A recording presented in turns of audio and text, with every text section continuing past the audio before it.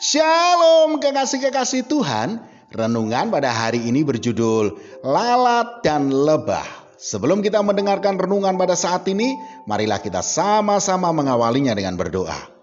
Bapa, di dalam nama Tuhan Yesus Kristus ya Roh Kudus, kami rindu untuk senantiasa hidup dalam perkenan-Mu. Untuk itu pimpinlah langkah kehidupan kami dengan kebenaran firman-Mu. Di dalam nama Tuhan Yesus Kristus. Amin.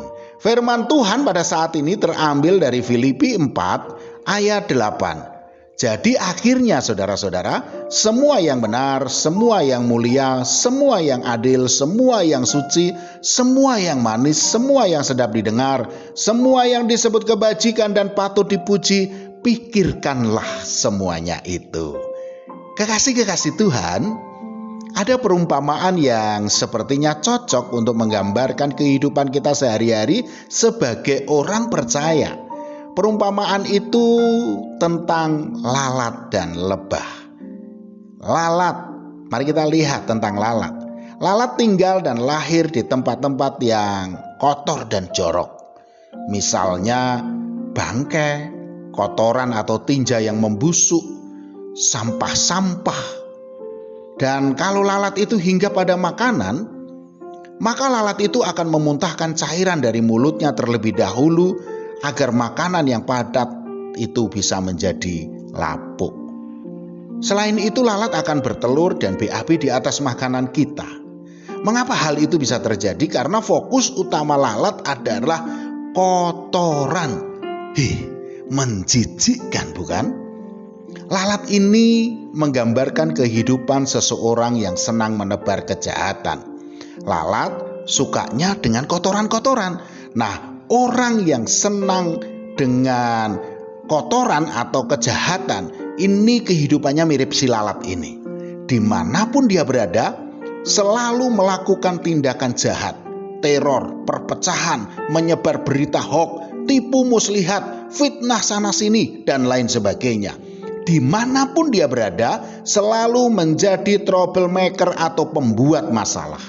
Jejak yang ditinggalkannya adalah kejahatan, sebab fokusnya adalah tentang yang jahat.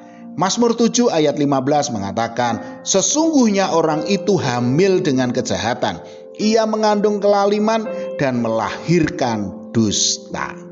Nah, mari kita lihat sekarang tentang lebah. Lebah suka sekali berada di suasana yang indah. Lebah hinggap dari satu bunga ke bunga yang lain untuk mengambil sari madu dan mengumpulkannya di sarang. Tetapi hebatnya lebah tidak pernah merusak bunganya. Lebah hanya tertarik pada sesuatu yang manis, tidak yang pahit dan tidak merusak.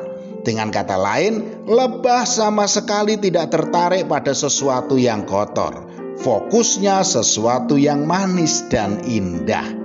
Selain itu, lebah itu hidupnya rukun dalam satu koloni dan patuh serta taat pada seekor ratu lebah sebagai pemimpin koloni tersebut. Lebah taat kepada pembagian kerja. Ada yang bertugas membuat sarang, ada yang khusus bertugas mencari madu, ada yang menjaga sarang, bahkan ada juga yang menjaga ratu lebah.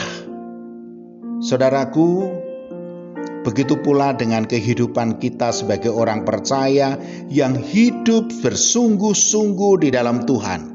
Ia memiliki gaya hidup seperti lebah yang tidak lagi tertarik dengan hal-hal yang kotor dan jorok, melainkan lebih tertarik kepada hal-hal yang baik, yang mulia, yang adil, yang suci, yang manis, dan kalau berbicara sedap didengar, taat kepada firman-Nya, dan menjauhkan diri dari segala bentuk kecemaran atau dosa. Sebab Allah memanggil kita bukan untuk melakukan apa yang cemar, melainkan apa yang kudus. 1 Tesalonika 4 ayat 7. Saudaraku, maka Allah yang baik dan kudus itu akan mengenyangkan kita dengan hal-hal yang manis pula seperti madu ketika kita hidup taat dan seturut dengan kehendak-Nya, serta menjauhkan diri kita dari segala yang jahat.